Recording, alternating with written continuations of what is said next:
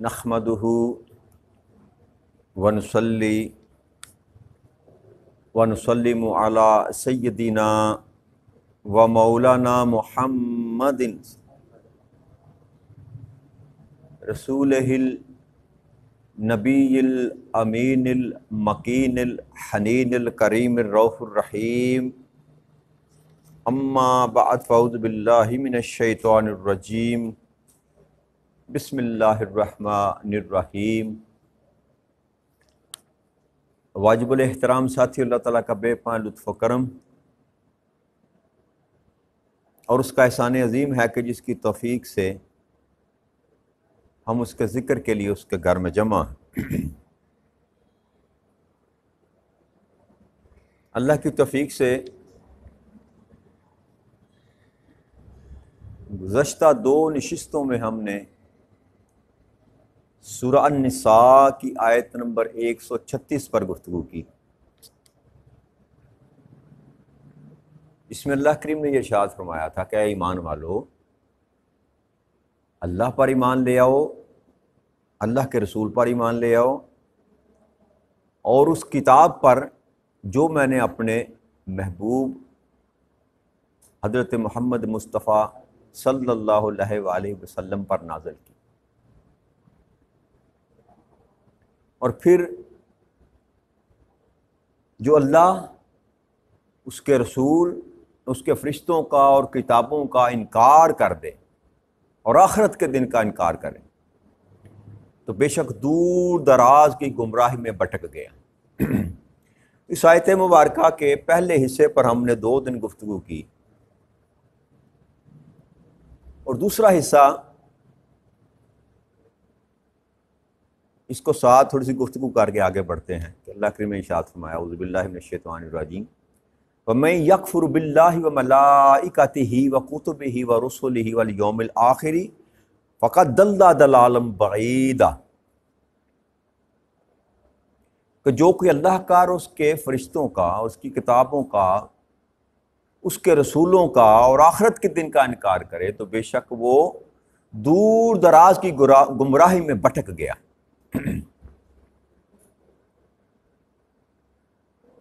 تو پہلی بات جو اللہ نے فرمائی وہ ایمان لانا اللہ اور اللہ کے رسول پر، اور دوسرا جو حکم اس آیہ مبارکہ میں اللہ کریم نے دیا وہ یہ کہ اللہ اور اللہ کے رسول کے رسولوں کے ساتھ ساتھ فرشتوں پر ایمان لانا، اور جو اس قرآن کریم سے پہلی کتابیں یا صحیفے جتنے بھی آئے ان پر بھی ایمان لانا،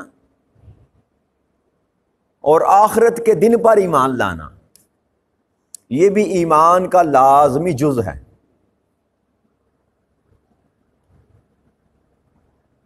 جو یہاں پر یعنی کہ قرآن کریم کو مانا جائے کہ یہ اللہ کی کتاب ہے، اور باقی کسی ایک کتاب کا بھی اگر انکار کر دیا جائے تو بندہ ایمان والا نہیں رہتا۔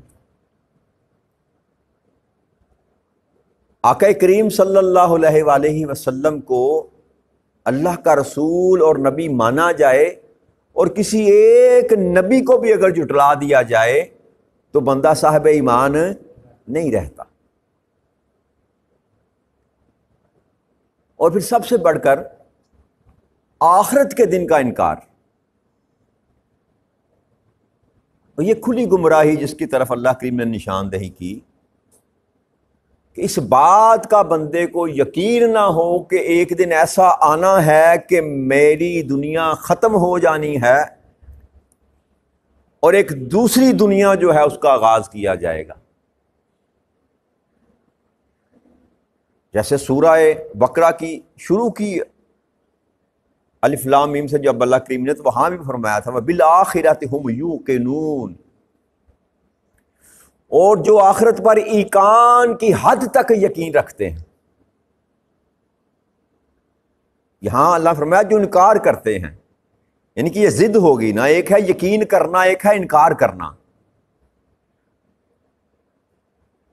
جو انکار کرے گا اللہ کی ارشاد فرماتے ہیں کہ اس کو دور دراز کی گمراہی میں بھٹک گیا وہ۔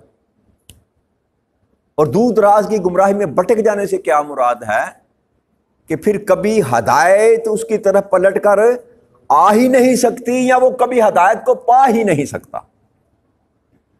جو مطلقاً انکار کرے اللہ کا، اللہ کے رسولوں کا، اللہ کی کتابوں کا، اور سب سے بڑھ کر آخرت کا، کہ میں نے مرنا نہیں، اس دنیا نے ختم نہیں ہونا، جو مشرکین مکہ کا جو عقیدہ تھا کہ جو کچھ ہے بس یہی ہے۔ آج بھی لوگ موجود ہیں دنیا میں جن کو دہریہ کہتے ہیں، اس طرح کے، اور جو یہ کہتے ہیں کہ بس یہی دنیا ہے، جو کچھ ہے بس یہی ہے، اسی لیے وہ اسی پر زندگی گزارتے ہیں، کھاؤ پیو موج کرو یاشی کرو۔ اور ہم میں بھی ایک طبقہ ہے جو ظاہری طور پر اس کا اقرار نہیں کرتا کہ میں نے مرنا نہیں، لیکن ان کا دل اس بات کو ماننے کے لیے تیار نہیں ہے کہ میں نے مرنا نہیں۔ وہ یہ سمجھتے ہیں جیسے ہم نے یہیں پر رہنا ہے، ہم نے مرنا نہیں، آخرت میں جانا نہیں، اللہ کا ہمارے ساتھ سامنا نہیں ہونا، اللہ نے ہم سے پوچھنا نہیں، اس بات پر یقین نہیں۔ وہ اللہ نے فرمایا تھا بالآخرۃ ھم یوقنون، ایقان کی حد تک جو ہے نا اس بات پر ان کا ایمان ہو کہ ہم نے مرنا ہے اور اللہ کے سامنے جانا ہے۔ جب بندہ اس بات پر یقین کامل رکھ لے کہ میں نے مرنا ہے اور اللہ کے سامنے جا کر پیش ہونا ہے، تو پھر کون سا ایسا نفر ہوگا جو گمراہی میں رہے گا، جو غفلت میں رہے گا، جو غلط راستے پر رہے گا۔ محاسبے کا ڈر ہو نا، محاسبے کا ڈر ہو، آپ کو پتا ہو کہ ابا جی بڑے سخت ہیں، اگر کوئی ہینکی پینکی کی تو گھر جاتے ہی لٹر پریڈ ہو جائے گی، جی سرکٹ کا کش لگایا یا دوستوں نے کہا لگا لو تو کہا نہ یار میرے ابے نو پتا لگا تو مجھے بڑی پھینٹی پے گی۔ یہ ڈر جو ہوتا ہے نا محاسبے کا کہ میری پکڑ ہوگی، مجھ سے پوچھا جائے گا، مجھے مار پڑ جائے گی، جب تک یقین نہ ہو اس بات پر اس وقت تک بندہ برائی سے رکتا نہیں ہے۔ اور جب بندہ غفلت میں پڑ جائے نا، ہلکا لے لے اور کہہ یار کیڑا ابا میرا کول ہے اصلے کول، میں سمپل اس لیے بات کر کے سمجھا رہا ہوں تاکہ آپ کے اندر بیٹھ جائے بات، کیڑا منو ابا ویندا پیا جی۔ تو پھر جو بچہ یہ ڈر اتار دیتا ہے نا اپنے ماں باپ کا، وہ پھر گمراہی کے رستے پر چلا جاتا ہے۔ اور ڈر جو ہوتا ہے نا اس کے پیچھے دو محرکات ہوتے ہیں، ایک خوف ہوتا ہے کس چیز کا، مار کا، سزا کا، ایک دوسرا پہلو بھی ہوتا ہے کہ مجھ سے بڑا ہے اس کی عزت کا خیال رکھا جائے۔ یہ دونوں چیزیں ساتھ مل کر جو ہے نا انسان کو برائی سے روکتے ہیں۔ ایک ماں باپ کی عزت، ان کا وقار، ان کا حق ہے، ٹھیک ہے نا جی، کہ ان کی بات مانی جائے، ماں باپ کا حق ہے کہ ان کی بات مانی جائے کیونکہ وہ عزت والے ہیں، توقیر والے ہیں، تکریم والے ہیں۔ اور دوسرا خوف کہ پتہ چل گیا تو سزا ملے گی۔ یہ دونوں چیزیں اگر مل جائیں تو پھر انسان جو ہے وہ کبھی رستے سے بھٹکتا، پھر بچہ خراب نہیں ہوتا، ہر وقت اس کا دھیان پیچھے رہتا ہے۔ وہ کراچی میں بھی بیٹھا ہوگا نا، ایک 1600-1700 کلومیٹر دور بھی بیٹھا ہوگا، وہاں پر بھی وہ ہر کام کرتے ہوئے گھبرائے گا، ڈرے گا، یار میرے باپ کو کہیں پتہ نہ چل جائے، یار اگر پتہ چل گیا تو کیا سوچے گا۔ ایسا ہی ہے کہ نہیں ہے؟ تو باپ تو آپ کا ہر وقت آپ کو نہیں دیکھتا، لیکن جو ذات یہ حکم دے رہی ہے وہ ہر وقت دیکھتی ہے، اس سے تو کائنات کا ایک ذرہ بھی پوشیدہ نہیں ہے۔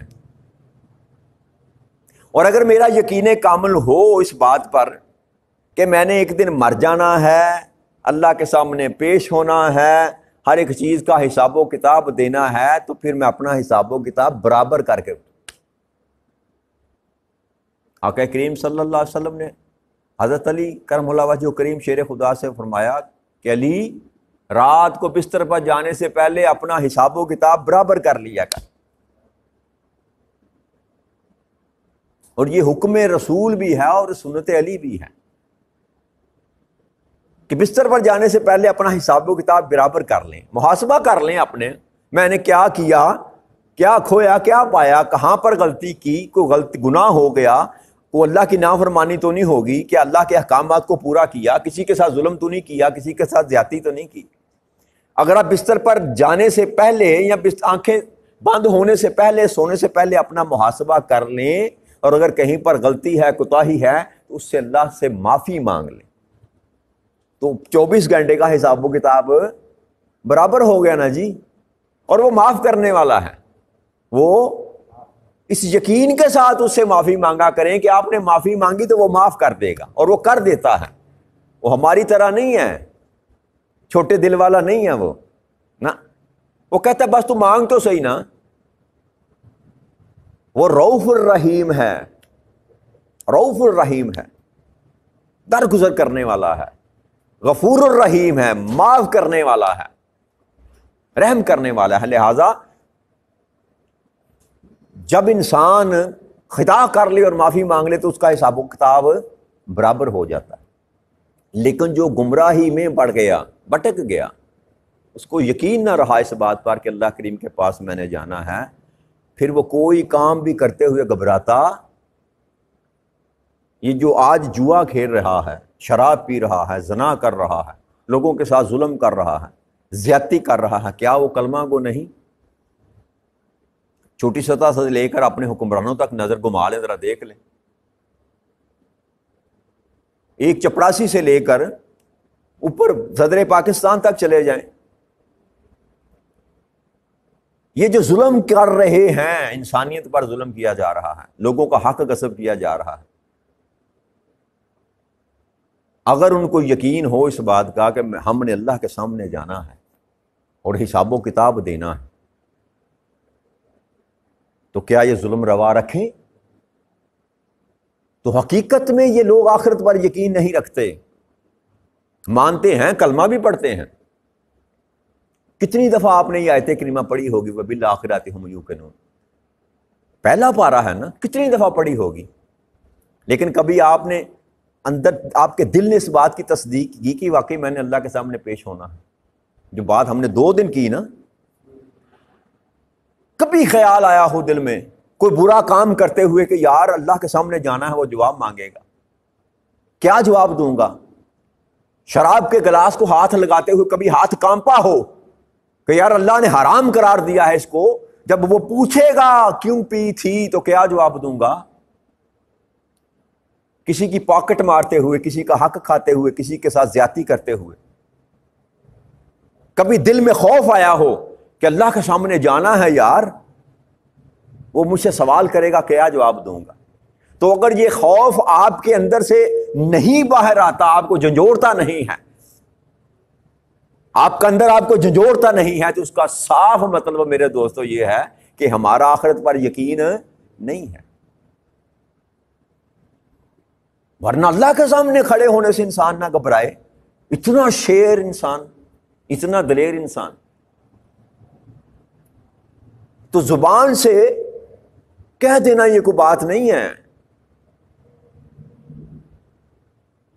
پڑھتے ہیں نا ہم، ایمان لائے اللہ پر بھی، رسولوں پر بھی، کتابوں پر بھی، آخرت پر بھی، ایمان مجمل، ایمان مفصل کیا کہتے ہیں، پڑھتے ہیں کتنی دفعہ، بچپن سے لے کر یاد بھی کیا، پڑھتے بھی رہتے ہیں، پکارتے بھی رہتے ہیں، لیکن یہ دل تصدیق نہیں کرتا اس بات کی کہ میں نے اللہ کے سامنے پیش ہونا۔ جو اللہ کے سامنے پیش ہونے سے ڈر گیا وہ اللہ کی دوستی کو پا گیا۔ وہی تو ہیں جو اللہ کے دوست ہیں، جن کو ولی اللہ کہا جاتا ہے۔ خوف کیا ہے؟ کہ اللہ کے سامنے پیش ہونا، اللہ کے سامنے پیش ہونا۔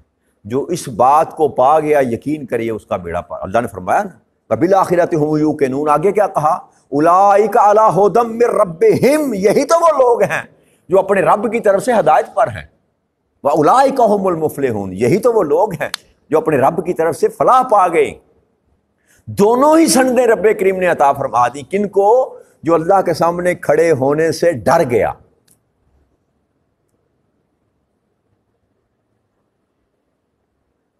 قرآن کو پڑھنا ایک اور چیز ہے، قرآن کو سمجھنا ایک اور چیز ہے، اللہ کا ذکر کرنا ایک اور چیز ہے، اللہ کے ذکر میں جو حقیقت ہے اس کو پانا ایک اور چیز ہے۔ ہم یہ کوشش کر رہے ہیں نا، یہ کوشش یہی کر رہے ہیں کہ ہمیں سمجھ تو آ جائے کہ یہ قرآن کریم ہم سے چاہتا کیا ہے، اللہ کریم ہم سے چاہتا کیا ہے، ہم میں کہاں کہاں کمیاں ہیں، کہاں کہاں خامیاں ہیں، ان کو درست کر لیا جائے، تاکہ جب اللہ کی بارگاہ میں آخرت کے دن پیش ہوں تو کچھ تو اپنا حساب و کتاب ٹھیک ہو نا۔ کہیں تو لکھا ہو کہ یہ کام کرتے ہوئے رب کریم تیری ذات سے ڈر گیا تھا، کہیں تو یہ لکھا ہو رب کریم اس نے تیری رضا کے لیے کسی کی مدد کی تھی، کسی بھوکے کو کھانا کھلایا تھا، کسی پیاسے کو پانی پلایا تھا، کہیں تو یہ لکھا ہو رب کریم یہ برائی سے محض اس لیے بچتا تھا کہ تجھے پسند نہ تھی، تیرے محبوب کو پسند نہ تھی، یہ چور بازاری نہیں اس لیے نہیں کرتا تھا کہ اللہ کریم تجھے پسند نہ تھی۔ تو یہ سارا کچھ جو ریٹن فارم میں اللہ کے پاس جا رہا ہے، یہاں بیٹھے ہوئے لکھ رہے ہیں، ریٹن فارم میں جا رہا ہے اور اللہ خود بھی دیکھ رہا ہے، وہاں ساری کتاب کھول کر انسان کے سامنے کر دی جائے گی، تو کیا ہمیں خوف آتا ہے؟ جی خوف آتا ہے کہ یار میری کتاب جب میرے سامنے کر دی جائے گی تو پھر میرے پاس کیا جواب ہوگا؟ اور یقین رکھ لیے اس بات کا کہ آپ کو ویڈیو دکھائی جائے گی، آپ انکار کریں گے نا، اب تو انکار کرنے کی جائے نہیں ہے، وہاں پر ویڈیو چلے گی آپ کی آنکھوں کے سامنے، آپ خود ہی دیکھیں گے کہ میں یہ فیل کر رہا تھا، کیا جواب ہوگا؟ کوئی جواب نہیں، کوئی۔ حق کریم صلی اللہ علیہ وسلم فرمایا تو وہاں تو انسان کا ایک ایک جو پور ہے نا، یہ کیا کہتے ہیں اس کو، لو انسان کے بدن کا، یہ خود گواہی دے گا،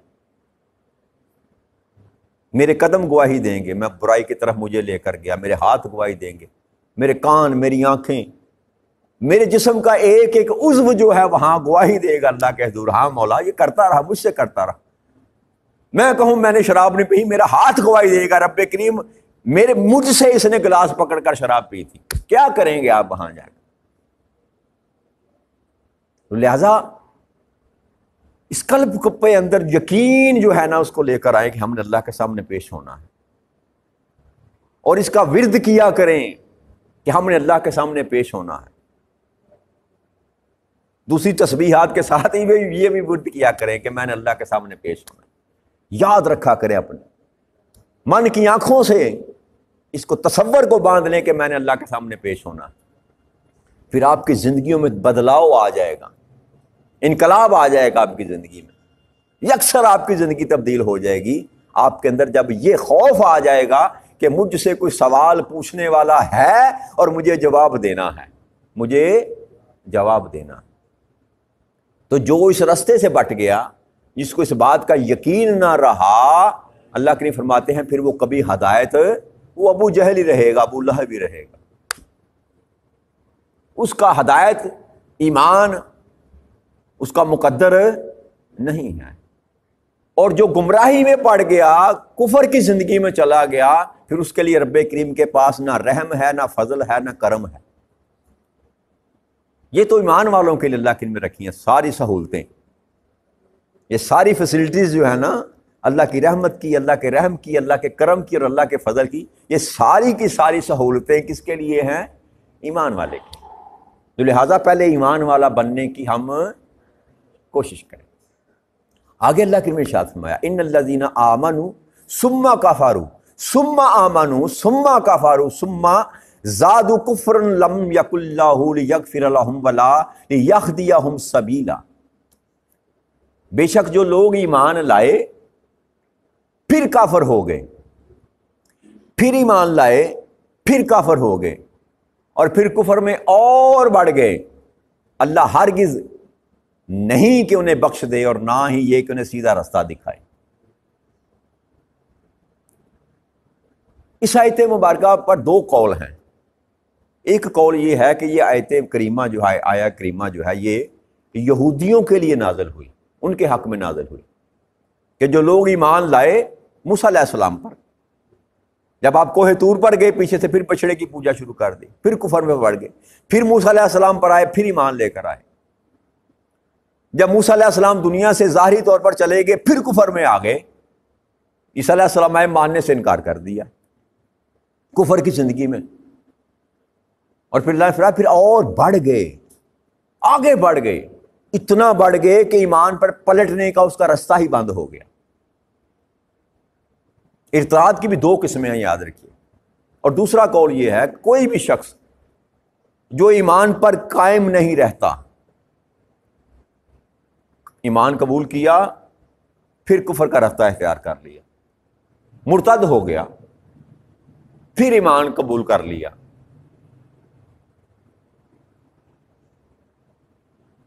لیکن اگر اللہ نے فرمایا نا اور بڑھ گئے، اس حد تک چلا گیا کہ واپسی کا سفر رستہ بند کر دیا، تو ایسے شخص کے لیے اللہ نے فرمایا کہ اللہ انہیں بخشے گا نہیں، نہ انہیں سیدھا رستہ پھر دکھائے گا، نہ انہیں سیدھا رستہ دکھائے گا۔ ویسے تو مرتد کی سزا اس وقت شریعت محمدیہ میں سزائے موت ہے۔ جو بندہ دین اسلام سے پھر جائے اس پر وقت کا جو قاضی ہے وہ حد لگائے گا قتل کی، اس کا سر تن سے جدا کر دیا جائے گا۔ یہ حضرت علی کا بھی قول ہے اس میں۔ لیکن اس بات پر بھی اجماع ہے کہ اگر وہ توبہ کر لے، تائب ہو جائے اپنے گناہ سے کہ مجھ سے غلطی ہو گئی، توبہ کر لے، تائب ہو جائے، تو پھر یہ حکم اٹھا لیا جائے گا۔ لیکن اگر وہ اپنی اسی حالت پر رہا، ایمان لے کر آیا پھر کفر اختیار کیا، تو اس نے دوہرا جرم کیا۔ کافر تو وہ پہلے ہی تھا، پھر ایمان لے کر آیا، ایمان لانے کے بعد پھر دین کو جھٹلا دیا، تو اللہ کہتا ہے ایسے شخص کو میں ہرگز نہیں بخشوں۔ اور پھر جو پھر گیا اس کو کبھی رب کریم کہتا ہے میں سیدھا راستہ نہیں دکھاؤں گا، اس کے لیے ہدایت کا دروازہ بند کر دیا۔ اگر اللہ کریم شاہ فرمایا وَبَشِّرِ الْمُنَافِقِينَ بِأَنَّ لَهُمْ عَذَابٌ عَلِيمًا، اے میرے محبوب صلی اللہ علیہ وآلہ وسلم، آپ منافقوں کو یہ خبر سنا دیں کہ ان کے لیے دردناک عذاب ہے۔ منافق کون؟ جو ظاہراً مسلمان ہے لیکن اندر ایمان نہیں ہے۔ آقا کریم صلی اللہ علیہ وسلم کے سامنے آتے تو کہتے ہم آپ میں سے ہیں، آپ کی غیر موجودگی میں دوسرے لوگوں کے پاس جاتے تو ان کو کہتے ہم آپ میں سے ہیں۔ قول و فعل میں تضاد ہوتا، ظاہری طور پر مسلمان ہوتے، کام کافروں والے ہوتے، ان کو منافق کہا جاتا، اس کو منافق کہا جاتا۔ اور آقا کریم صلی اللہ علیہ وسلم نے کہا کہ منافق کی نشانیاں یہ ہے کہ بات کرے گا تو جھوٹ کرے گا، بات کرے گا تو جھوٹ بولے گا، وعدہ کرے گا تو وعدہ خلافی کرے گا، کلام کرے گا تو فحش گوئی کرے گا، گالی گلوچ نکالے گا۔ اور بھی کئی نشانیاں ہیں منافقین کی۔ ایمان والا، آقا کریم صلی اللہ علیہ وسلم فرمایا کہ ایمان والا اور کسی ایک شخص کے اندر دو باتیں اکٹھی جمع نہیں ہو سکتی، ایک ایمان، دوسرا بخل، کنجوسی۔ ایمان والا بخیل نہیں ہوتا، ایمان والا بد کلام نہیں ہوتا، ایمان والا غاصب نہیں ہوتا، ایمان والا ظالم نہیں ہوتا، کیونکہ ایمان تو نعمت اتنی بڑی ہے۔ جو بات رب کریم سمجھا رہا ہے، بتا رہا ہے کہ مجسم ایمان بن جاؤ، اور آقا کریم صلی اللہ علیہ وسلم فرمایا کہ تم میں سے ہرگز کوئی ایمان والا ہو نہیں سکتا جب تک اس کے ہاتھ اور زبان سے دوسرا مسلمان محفوظ۔ اب رب کریم جو کہہ رہا ہے نا کہ منافقوں کے لیے دردناک عذاب ہے، اب ہمیں بچنا ہے۔ کفر سے تو اللہ نے بچا لیا نا جی، یہ اس کی نعمت ہے، یہ اس کی رحمت ہے، یہ اس کا کرم ہے کہ کفر سے اللہ کریم نے اپنی مرضی سے ہمیں بچا لیا اور اپنے محبوب کی امت میں پیدا کر دیا۔ یہ تو اس کی رحمت ہے، اس کا فضل ہے۔ اب ایک کام ہے جس سے ہمیں بچنا ہے، اور وہ ہے منافق ہونے سے بچنا، منافق ہونے سے بچنا۔ اقبال کے شعر پر بات ختم کرتے ہیں، دورنگی چھوڑ دے یک رنگ ہو جا، دو رنگی چھوڑ دے، یک رنگ ہو جا، سراسر موم یا پھر سنگ ہو جا۔ وما علینا الا البلاغ المبین۔ السلام علیکم ورحمۃ اللہ۔